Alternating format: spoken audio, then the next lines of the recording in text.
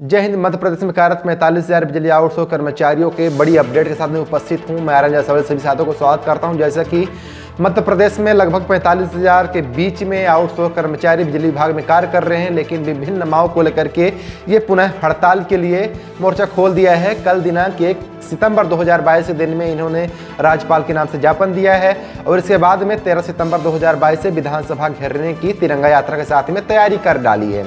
अब मैं आपको बता दूं कि जो विभिन्न मांगे हैं विभाग में सिविलियन, और जैसा कि बताया जा रहा है कि लगभग 7 वर्षों से लगातार कोई भी वेतन में इंक्रीमेंट कोई भी लगा नहीं है। ऐसे 100-200 रुपये के आसपास लगा है और 10,000 11,000 के आसपास इनका वेतन अभी भी हो रहा है।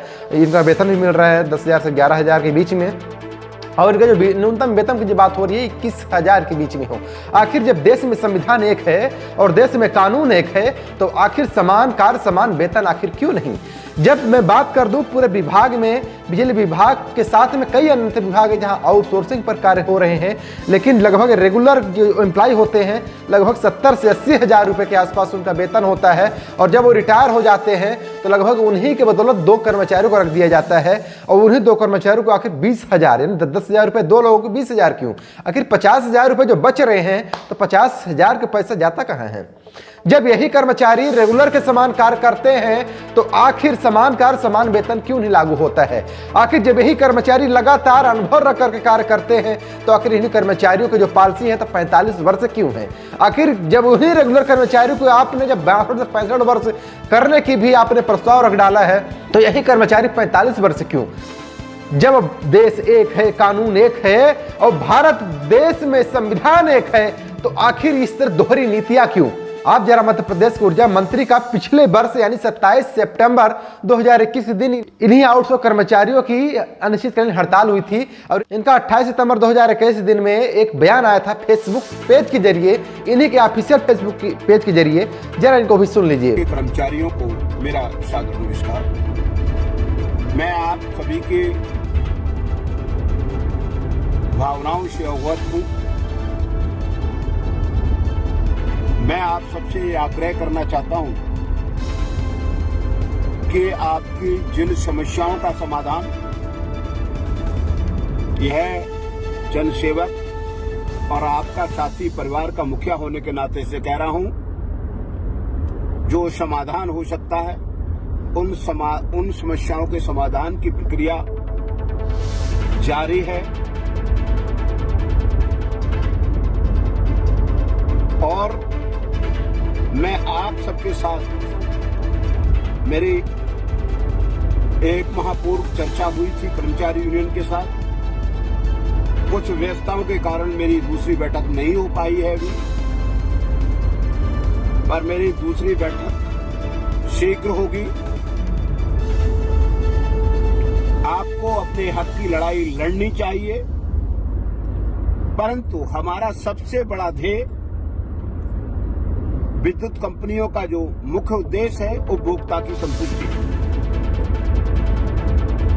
और जब उपभोक्ता की संतुष्टि होगी, कंपनी हमारे फायदे की ओर जाएंगी, तो निश्चित रूप से आपका मांग और ज्यादा मजबूती से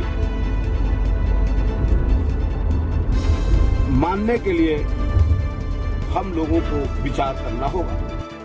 जो कड़वी सच्चाई ये है कि हाँ, हम बैठक करेंगे और जो हो सकेगा सकारात्मक परिणाम लेकर के आएंगे। इनका यह भी कहना है कि आप अपने काम में होड़ लगाइए, काम के लिए दौड़िए, जिससे कोई भी उपभोक्ता को कोई समस्या ना हो, और इसके लिए आंदोलन करिए कि हम काम बेहतर करेंगे, और हो सकेगा तो ये तो महाशय करेंगे ही, जो भी करेंगे। लेकिन 1 वर्ष हो गया, क्या किए महाशय जी? ये वीडियो महाशय तक पहुंचा दीजिएगा। उनको ये लगता होगा कि यहाँ लगभग मध्य प्रदेश में पूरी गोदी मीडिया है। ये भूल मत जाइएगा कि यहाँ कुछ ईमानदार भी लोग ऐसे हैं जो समाज सेवा के रूप में आते हैं, ना कि कोई पत्रकार के रूप में आते हैं। यह बिंदु पर 24 लगातार ऐसे ही मामलों के लिए जाना जाता है। हाँ, ये मुझे पता नहीं है किस दिन मेरे ऊपर कार्रवाई हो जाएगी, सिर्फ मुझे यह पता है कि आपका प्यार मिलता है, इस बदौलत मेरी हिम्मत जग पाती है।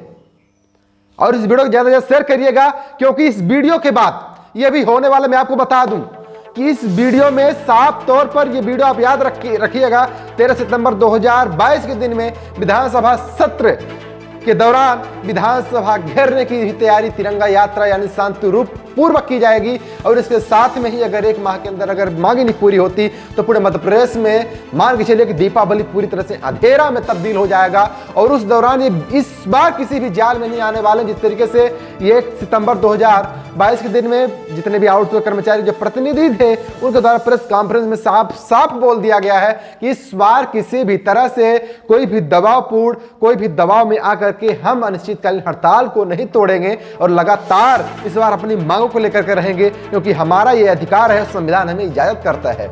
और संविधान यह भी इजाजत करता है कि जिस तरीके से ये ऊर्जा मंत्री लगातार झूठ पर झूठ, झूठ पर झूठ, झूठ पर झूठ, पार्टी दल बदलू और इसके बाद ऊर्जा मंत्री बैठ करके मेरा निवेदन सरकार से यह भी है कि ऐसे लोगों को अपने पर्सनल अपने व्यक्तिगत फायदे के लिए कम से कम ऊर्जा मंत्री या अन्य मंत्री के पदों में तो न बैठाइए, मंत्रिमंडल की सूची में तो न डालिए जिनको कभी कोई अनुभव ही न रहा हो कि कर्मचारी हित की क्या बात होती है, आखिर गरीब मजदूर क्या बात करता है, आखिर ऊर्जा विभाग क्या बात करता है, आखिर ऊर्जा विभाग लगातार घाटे में क्यों जा रहा है। ये कम से कम इस संबंधित विभाग के लोगों को मंत्रिमंडल में गठन कीजिए। ऐसे अपने व्यक्तिगत फायदे के लिए करेंगे तो कहीं ना कहीं से बुरा प्रभाव पड़ेगा और आने वाली जो पीढ़ियां हैं आपको माफ नहीं करेंगी। सभी साथियों से निवेदन करना चाहता हूं कि हो सकता है मेरी कुछ गलतियां भी हो गई हो, क्षमा प्रार्थी भी हूं, लेकिन अगर आपको ये बातें अच्छी भी लग रही हो तो इस वीडियो को ज़्यादा से ज़्यादा शेयर करिएगा और ऊर्जा मंत्री जो मध्य प्रदेश ऊर्जा मंत्री माननीय प्रद्युम्न सिंह तोमर जी हैं उनके कानों तक आप जरूर पहुंचा दीजिएगा। और इसके साथ में ही चैनल भी सब्सक्राइब करके प्यार बरसाना ना भूलेगा। इसी साथ देख रहे थे 24 मैं आर्यन जायसवाल। जय हिंद।